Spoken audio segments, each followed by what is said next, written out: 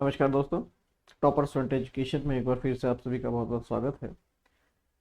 NTA net, इसके अलावा NTA set जो स्टेट एलिजिबिलिटी टेस्ट होता है, अलग अलग स्टेट में अपने अकॉर्डिंग होते हैं। एमपी का अलग है, यूपी का अलग है, ठीक है, राजस्थान का अलग है। हर एक स्टेट का अलग सेट होता है। नेट नेशनल लेवल पे होता है, सेट स्टेट लेवल पे होता है। तो उन दोनों एग्जाम के जो विद्यार्थी हैं जो प्रिपरेशन कर रहे हैं वो चाहें तो हमारी एप्लीकेशन है टॉपर स्टूडेंट एजुकेशन, वहां जाकर नेट और सेट के लिए दाखिला ले सकते हैं। इसके अंदर हम पेपर फर्स्ट और पेपर सेकंड दोनों की प्रिपरेशन कराते हैं। Crash course, mock test, year long courses सभी कुछ वहां पर उपलब्ध हैं। तो आज ही आप जाकर अपना दाखिला ले सकते हैं। हम कर रहे थे एक इंपॉर्टेंट क्वेश्चंस की सीरीज, महत्वपूर्ण प्रश्नों की सीरीज हम देख रहे थे। इसी क्रम में आज हम इंडियन कंटेम्प्रेरी फिलॉसफी, जो कि नेट के अंदर यूनिट संख्या 5 के अंदर दी हुई है, आज हम जरा इस पर चर्चा कर लेते हैं कि जो प्रश्न है यहाँ से किस तरीके से आते हैं, क्या क्या हमें देखना होता है यहाँ पे, क्या मेरे लिए महत्वपूर्ण है जो मैं पढ़ूं नेट और सेट के लिए, क्या ऐसा है जो मुझे याद रखना है और क्या ऐसा ट्रिक है जिसके माध्यम से मैं वहां पर सही आंसर लगा सकता हूं। तो शुरू करते हैं। इंडियन कंटेम्प्रेरी फिलॉसफी, भारतीय समकालीन दर्शन, ये हिंदी और ये इंग्लिश दोनों के अंदर हो गया। पहले कुछ ओवरव्यू दे देता हूं। मेरे अकॉर्डिंग ये भी आपके लिए बोनस यूनिट है। बोनस इन द सेंस कि यहां पर भी बहुत टफ क्वेश्चंस नहीं पूछे जाते हैं। पहली बात तो बहुत ही इजी और आसान प्रश्न होते हैं। तीसरी बात, अगर आप एलिमिनेशन की कोशिश करेंगे तो एलिमिनेशन के द्वारा आप यहां पर अपना क्वेश्चन सही कर सकते हैं। चौथी बात, ये करंट अफेयर से संबंधित यूनिट है आपकी, इसे ध्यान रखिएगा ऑलवेज। क्वेश्चन आता है क्यों, ये करंट अफेयर से आप कैसे जोड़ सकते हैं इसको। छोटा सा एग्जांपल देता हूं, यहां लिख देता हूं, जगह ज्यादा है यहां पे। करंट अफेयर से इसको इस तरीके से जोड़िए आप। अगर मान लीजिए रिसेंट में महात्मा गांधी का कोई इवेंट हुआ है तो प्रश्न आएगा। अगर रिसेंट में विवेकानंद का कोई भी इवेंट ऐसा हुआ है जिसको सेंट्रल गवर्नमेंट ने प्रमोट किया है, या अगर आप सेट की तैयारी कर रहे हैं तो कोई किसी स्टेट स्पेसिफिक अगर कोई दार्शनिक हैं जो संबंधित है वहां से, तो उनके प्रश्न आएंगे। फिक्स है। डीडी उपाध्याय, जिसको आप दीनदयाल उपाध्याय जी कहते हैं, दीनदयाल उपाध्याय जी के प्रश्न आएंगे ही आएंगे, ये फिक्स है, ये फिक्स है। कहने का तात्पर्य, ये करंट अफेयर से संबंधित यूनिट है। तो अगर आप इसके उत्तर निकालने की कोशिश करें तो आसानी से निकाल सकते हैं। आपको ये पता होना चाहिए कि भाई साहब ये फिलोसफर, जैसे मान लीजिए महात्मा गांधी जी जो हैं, ये करंट अफेयर में चल रहे थे अभी बीच में, तो भैया फिक्स है करंट अफेयर्स में है तो गांधी जी का क्वेश्चन आएगा। अब गांधी जी का सिलेबस देख लीजिए, तो गांधी जी का सिलेबस कोई ज्यादा बड़ा नहीं है, दो तीन इनकी थ्योरियां हैं। सर्वोदय का इन्होंने कंसेप्ट देने की कोशिश की, ठीक है। यहां से मान लीजिए अपन जस्ट एक ओवरव्यू ले रहे हैं, तो सर्वोदय का कंसेप्ट देने की कोशिश की तो यहां से एक प्रश्न आएगा। सिंपल है, इसमें कोई दिक्कत नहीं है। इन्होंने कहा अहिंसा, तो प्रश्न आ सकता है। तो कहने का तात्पर्य कि ये इतने आसान, जिसको आप कहिए कि करंट अफेयर से संबंधित है, और चूंकि आप तैयारी कर रही हैं तो ऐसा कोई विशेष नहीं है यहां पर कि अब हम करंट अफेयर तो हमने पढ़ा ही नहीं सर, अब हम क्या करें। करंट अफेयर पढ़ना नहीं है, सिर्फ आपको इतना ध्यान रखना है कि अभी वर्तमान में कौन से दार्शनिक ज्यादा कहीं ना कहीं चल रहे हैं। जैसे छोटी सी ट्रिक बताता हूं आपको मैं, छोटी सी trick. Trick number one, trick number one, प्रश्न अगर आता है कि निम्न में से कौन से इनमें से जो दार्शनिक हैं वो किस विचारधारा के फॉलोअर थे, किस आइडियोलॉजी को ये फॉलो करते थे, तो ये जो भी नाम दिखाई दे रहे हैं आपको, महात्मा गांधी, स्वामी विवेकानंद, टैगोर, जो भी फिलोसफर दिखाई दे रहे हैं, जो भी मतलब मैं कह रहा हूं कि ऑल, हालांकि 100% नहीं, बट इसको 90+% मान के चलिएगा, 90 से भी ज्यादा दार्शनिक समकालीन दर्शन में, कंटेम्प्रेरी फिलॉसफी में एक ही आइडियोलॉजी को फॉलो करते हैं, एक ही आइडियोलॉजी को, अद्वैत, शंकराचार्य का अद्वैत, नॉन ड्यूअलिज्म, अद्वैत। 90% के आसपास दार्शनिक इसको ही फॉलो करते हैं, भले ही वो विवेकानंद हो, भले ही वो टैगोर हो, भले ही वो गांधी हो, भले ही वो कोई भी हो। तो अगर आपको आंसर नहीं आता है और आइडियोलॉजी का क्वेश्चन आ जाता है तो आपको अद्वैत को टिक करना है, उसके सही होने की संभावना भी इतनी होगी, ध्यान रखिएगा। पहली ट्रिक आइडियोलॉजी से संबंधित है। पूरी कंटेम्प्रेरी इंडियन फिलॉसफी में एक ही आइडियोलॉजी है जिसको सब फॉलो करते हैं, वो है शंकराचार्य की अद्वैत, नॉन ड्यूअलिज्म जिसको आप कहते हैं। दो नहीं है, एक ही है, एक ही है, दो नहीं है, एक ही है। अब अगर आप यूनिवर्सल रिलीजन की बात करें, सार्वभौमिक धर्म की बात करें, तो क्या कहते हैं सार्वभौमिक धर्म के अंदर कि भैया देखिए, धर्म हम सब अलग अलग फॉलो करते हैं, लेकिन इन सभी धर्मों के अंदर कुछ ना कुछ ऐसा जरूर है जो कॉमन है।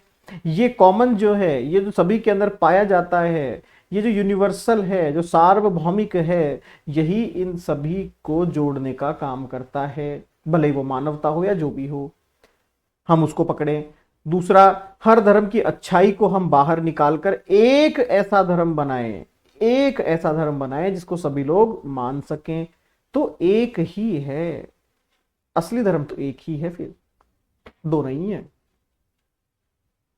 समझ रहे हैं? तो ये आइडियोलॉजी की मैं बात करता हूं तो ओनली शंकराचार्य, इन्होंने शंकराचार्य को ही फॉलो किया सभी ने। ठीक है, ध्यान रखिएगा। अब कुछ प्रश्न देख लेते हैं। सार्वभौमिक धर्म का संबंध किससे है? तो ये तो मैं कहूं कि सभी लोग जानते हैं शायद, स्वामी विवेकानंद, यूनिवर्सल रिलीजन जिसको आप कहते हैं, universal religion is associated with Swami Vivekananda. ठीक है, आगे देखते हैं कुछ और प्रश्न, कुछ 2 4 5 इंटरेस्टिंग प्रश्न देखने की कोशिश करते हैं ताकि आपको भी अच्छा लगे। अगला चौथा प्रश्न इंपॉर्टेंट प्रश्न है, महत्वपूर्ण प्रश्न है, आने की संभावनाएं हैं। इंग्लिश में बता देता हूं आपको, हिंदी में दोनों बता देता हूं। पुस्तक का नाम है freedom from the known, is written by, freedom from the known written by Gandhi, Krishnamurti, Radhakrishnan, Aurobindo. Trick number 2, अगर आपसे किसी पुस्तक के बारे में पूछा जाता है, ट्रिक नंबर 2 बता रहा हूं मैं आपको, अगर आपसे किसी पुस्तक के बारे में चर्चा की जाती है, किसी बुक के बारे में आपसे पूछा जाता है और आपको उस बुक के बारे में कभी कुछ नहीं पता, मैंने कभी सुना ही नहीं क्या होता है, मुझे पता ही नहीं क्या है, तो ऐसे में हमेशा एक बात ध्यान रखिएगा, आपके एक ऐसे फिलोसफर हुए हैं जिन्होंने इतनी सारी किताबें लिख डाली, इतनी सारी किताबें लिख डाली कि हमें पता भी नहीं। हालांकि किताबें सभी ने लिखी, बट ऐसे ऐसे अजीबोगरीब नाम जो आपको नहीं सुने हो आप, जैसे मैं कहूँ गीतांजलि, तो सुना है मैंने, है ना, ये तो सुना है, but freedom from the known नहीं नहीं नहीं पता है, पता नहीं किसने लिखी होगी। ट्रिक नंबर 2, ऐसे में आप सिर्फ एक ही व्यक्ति के साथ जाइएगा जिनका नाम है जद्दू कृष्णमूर्ति, जे कृष्णमूर्ति।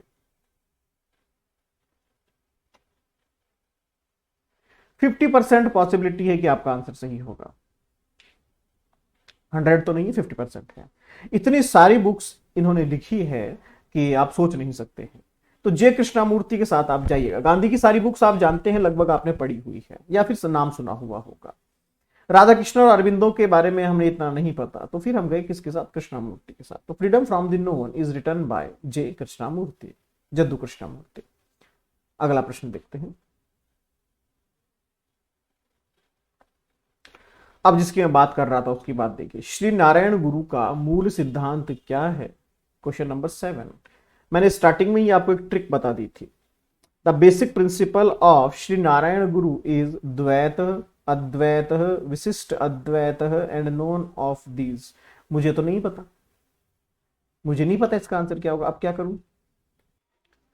ट्रिक याद कीजिए और क्या करना है। मैंने ट्रिक बताई थी, जब भी प्रिंसिपल्स की बात की जाए, बेसिक आइडियोलॉजी की बात की जाए, बेसिक विचारधारा की बात की जाए, और जब आपको आंसर नहीं पता हो, तो पूरी इंडियन कंटेम्प्रेरी फिलॉसफी के अंदर एक ही आइडियोलॉजी थी जिसको लोगों ने फॉलो किया, जिसका नाम था अद्वैत, नॉन ड्यूअलिज्म, जिसको शंकराचार्य ने बढ़ाया था, पैदा किया था, लोगों को बताया था। तो ये सारे इंडियन कंटेम्प्रेरी फिलोसफर्स जो हैं अद्वैत के फॉलोअर हैं, अद्वैत। और ये क्वेश्चन आएगा, ध्यान रखिएगा, क्योंकि शंकराचार्य आपके लिए इंपॉर्टेंट हैं, न्यूज में चल रहे हैं, ध्यान रखिएगा। नेक्स्ट, अगला प्रश्न देखते हैं।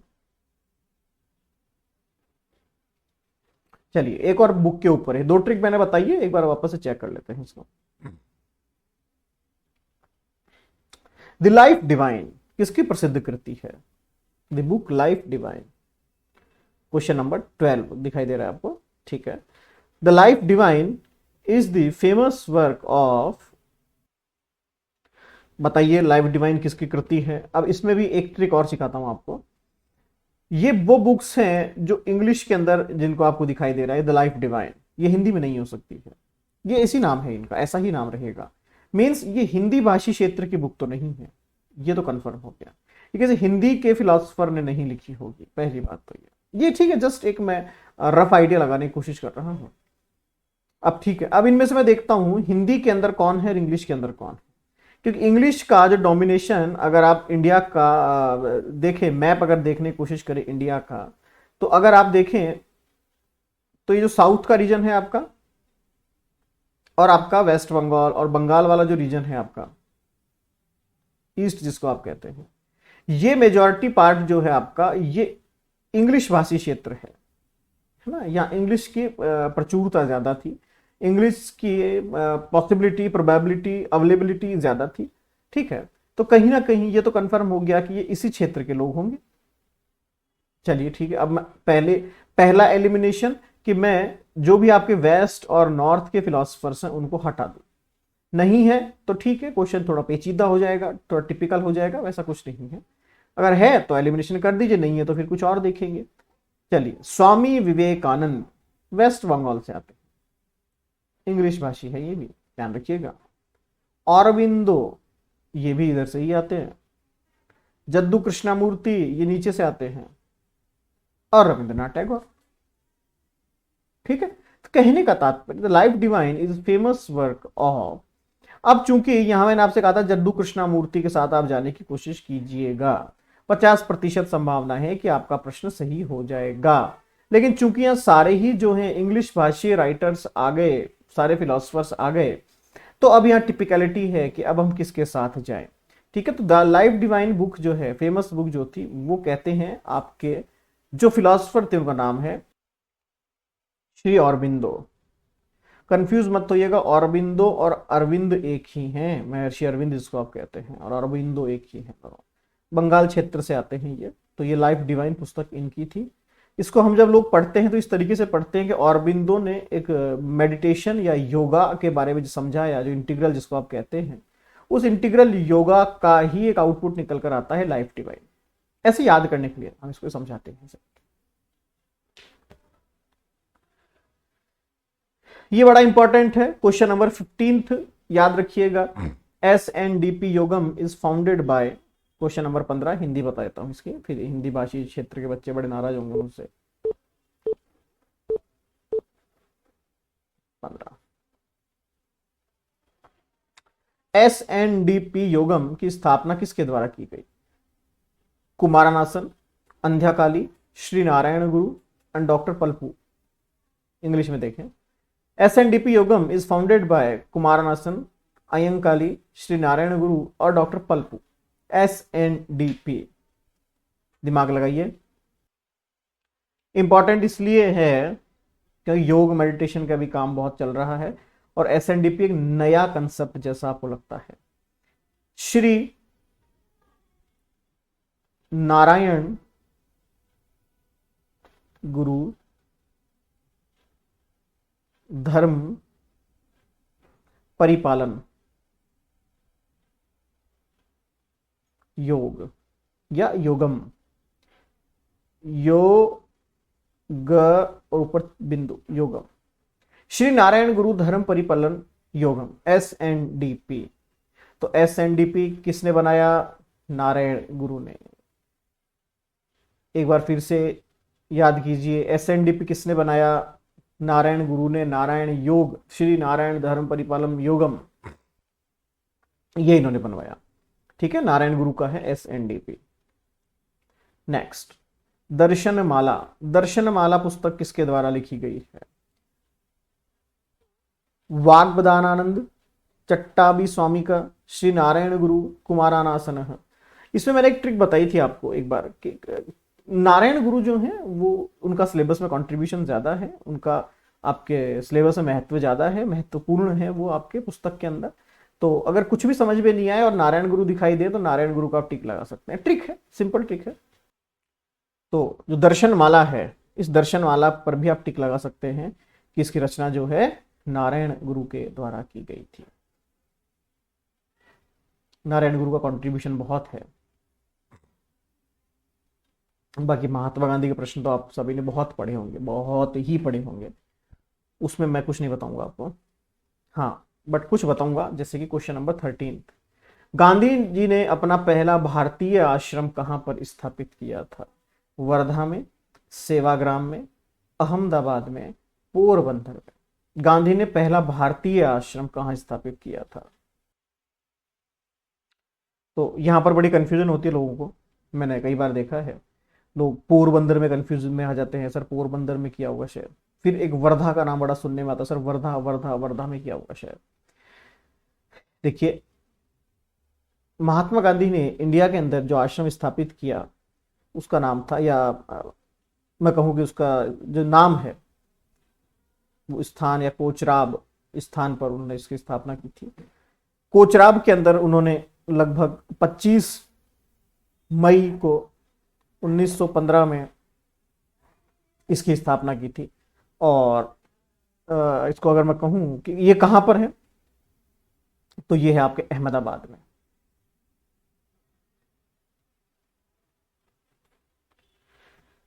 अहमदाबाद में इसकी स्थापना की थी। उसके बाद एक एक थोड़ा सा एक जीके और आता है इसके अंदर कि इसी का एक ब्रांच जो है इन्होंने साबरमती के किनारे पर भी बनाया था बाद में, लगभग 2 साल बाद, लगभग 2-2.5 साल बाद इन्होंने इसी की एक ब्रांच जो है वहां बनाई थी। कुछ इतिहासकार कहते हैं कि ये शिफ्ट ही हो गया था साबरमती रिवर के किनारे के ऊपर बाद में, बट स्थापना अगर मैं पहली स्थापना कहता हूं तो वो अहमदाबाद में ही की गई थी 25/5/1915 के अंदर।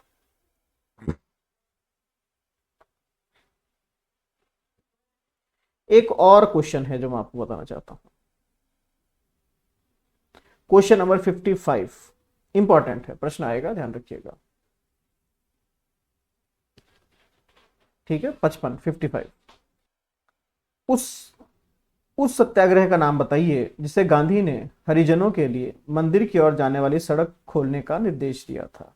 इसे याद कर लीजिए, इसे रट लीजिए, जैसे भी आप करना चाहें कर लीजिए। इसका क्वेश्चन आएगा, मतलब आएगा, 100% आएगा।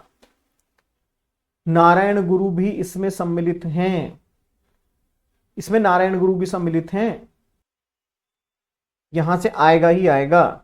थोड़ी सी इसकी हिस्ट्री बता देता हूं, वैसे तो आपको पता होगा, नहीं पता होगा तो बता देता हूं, एक बार सुन लीजिए पहले ढंग से, ध्यान से, दिमाग लगाकर।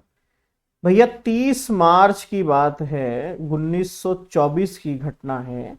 यहां से एक विरोध शुरू हुआ जो कि चलता रहा लगभग 23 नवंबर या दिसंबर के आसपास, मान लीजिए 1925 तक। ठीक है, ये एक नॉन वायलेंट मूवमेंट थी जो कि त्रावणकोर के अंदर एक मंदिर है जिसका नाम था वाइकॉम, वाइकॉम मंदिर है, उसके अंदर यह कार्रवाई की गई थी, उसके अंदर यह एक मूवमेंट किया गया था। उस वक्त जो इसके सबसे बड़े सपोर्टर्स थे या जिन्होंने इसको इनिशिएट किया था, जिसके कारण ये इतना फेमस हुआ, या जिन्होंने इसको लीड किया, उनके कुछ नाम बता देता हूं, हालांकि नाम नहीं आते, फिर बता देता हूं। टी के माधवन,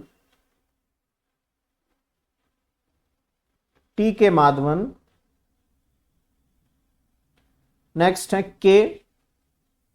केलप्पन एंड पी केशवा मेनन।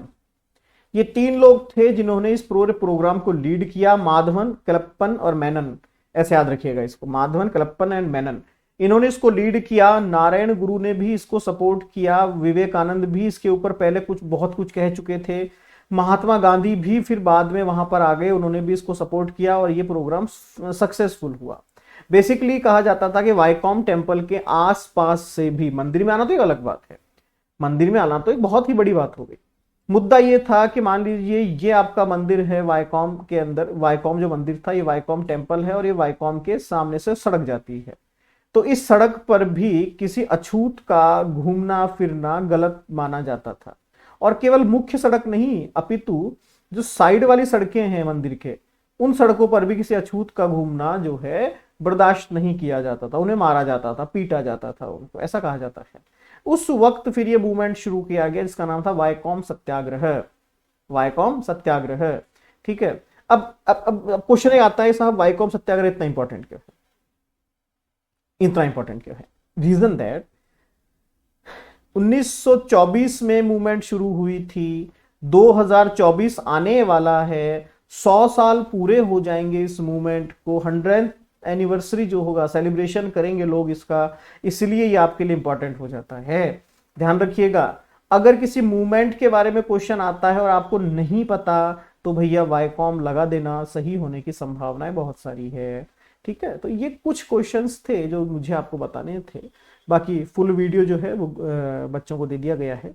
तो अगर कोई बच्चा विद्यार्थी दाखिला लेना चाहे तो डिस्क्रिप्शन में हमारे नंबर हैं, आप हमसे बात कर सकते हैं। धन्यवाद।